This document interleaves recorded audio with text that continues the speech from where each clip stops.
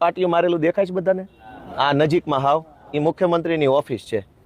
ત્યાં પાછળ ઓલા કાચ દેખાય, જો પડદા જેવું દેખાય છે, ત્યાં અંદર જ બેહે છે. બહુ મોટી ઓફિસ છે, એમાં બધા મંત્રી બેહે. આખું નાનું બિલ્ડિંગ છે ને એમાં, અને આમાંય થોડાક બેહે. આનકોરે નાનું બિલ્ડિંગ, પછી આ મોટું છે બે બાજુ.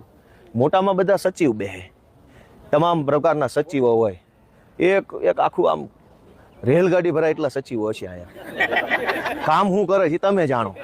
આપણે વખાણ કરવી ભૂંડા લાગવી, પબ્લિક જ એના વખાણ કરે કે શું કામ કરે છે.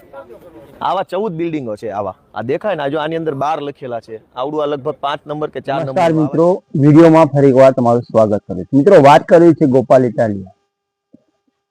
વિધાનસભાની વાત કરી કે વિધાનસભા જે એમને જે કાર્યાલય છે, જે એમની ઓફિસ છે બનાવેલી વિધાનસભામાં, એમાં દરેક લોકોને આમંત્રણ આપ્યું છે. ભારતીય જનતા પાર્ટીની વાત કરીએ તો ભારતીય જનતા પાર્ટીના નેતાઓ કોઈ દિવસ તમને 156 વિધાનસભામાં જે ધારાસભ્યો છે, તો એમને કોઈ દિવસ તમને વિધાનસભા બતાવી, કોઈ દિવસ આમંત્રણ તમને આપ્યું? તો આ જે આમ આદમી પાર્ટીના નેતા છે ગોપાલ ઇટાલિયા, જે ધારાસભ્ય છે, એમની જે વિધાનસભાની જે ઓફિસ છે, એમને જેમના વિસ્તારના જે લોકો છે એમને જાહેર આમંત્રણ આપ્યું કે અમારી ઓફિસમાં આવો, હું તમને સમજાવું, ઓફિસ બતાવું, એવું આમંત્રણ આપ્યું. અને લોકો આવ્યા પણ ખરા. ઘણી મોટી સંખ્યામાં લોકો એમને આમંત્રણ આપ્યું હતું. દરેક લોકોને હાજરી પણ આપી હતી.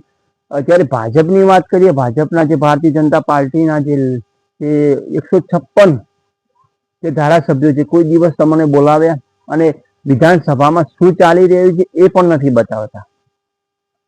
અને વિધાનસભાની જયારે મિટિંગ હોય છે ત્યારે ધારાસભ્યો પણ કોઈ બોલી શકતા નથી, ચૂપ રહે છે.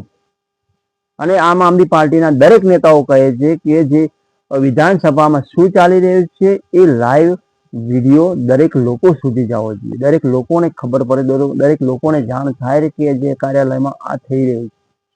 ત્યારે આમ આદમી પાર્ટીના નેતા જે ગોપાલ ઇટાલિયા, આજે એમને દરેકને બોલાવ્યા છે, એમના વિસ્તારના લોકોને, અને બતાવ્યું છે કે વિધાનસભા શું છે, વિધાનસભા કેવી છે, આમાં શું ચાલી રહ્યું છે એ હકીકત બતાવી રહ્યા છે વિડીયાના માધ્યમથી. તો મિત્રો, વિડીયો સારો લાગ્યો હોય તો લાઈક કરજો, શેર કરજો, અને તમારા ગ્રુપમાં તમારા મિત્રોને 10 મિત્રોને શેર કરજો. જો મિત્રો આ વિડીયો સારો લાગ્યો તો હું વિડીયો બતાવું, વિડીયો પૂરેપૂરો જોજો મિત્રો, ટાઈમ લઈને પૂરેપૂરો જોજો તો તમને ખબર પડે વિધાનસભામાં શું ચાલે. ત્યારે ગોપાલ ઇટાલિયાએ દરેક લોકોને બોલાવ્યા અને એમને શું કહી રહ્યા છે અને શું સમજાઈ રહ્યા છે, હું વિડીયાના માધ્યમથી વિડીયો પૂરેપૂરો જોજો.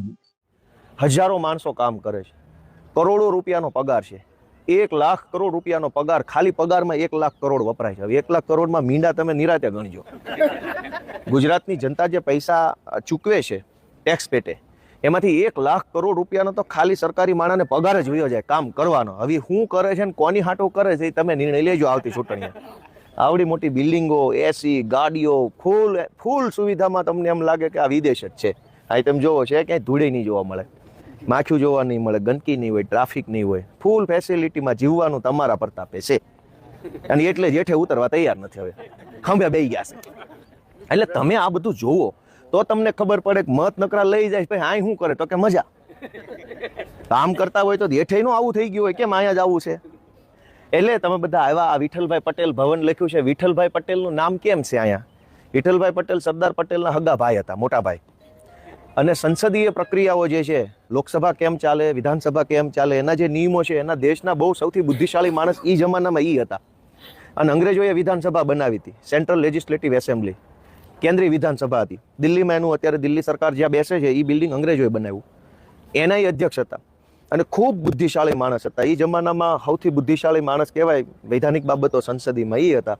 અને એના દિમાગના આઈડિયાથી તે આખી બધી પ્રણાલિકાઓ બની છે. અને એટલે એવા મહાન માણસનું નામ એ વિધાનસભા ઉપર રાખ્યું છે.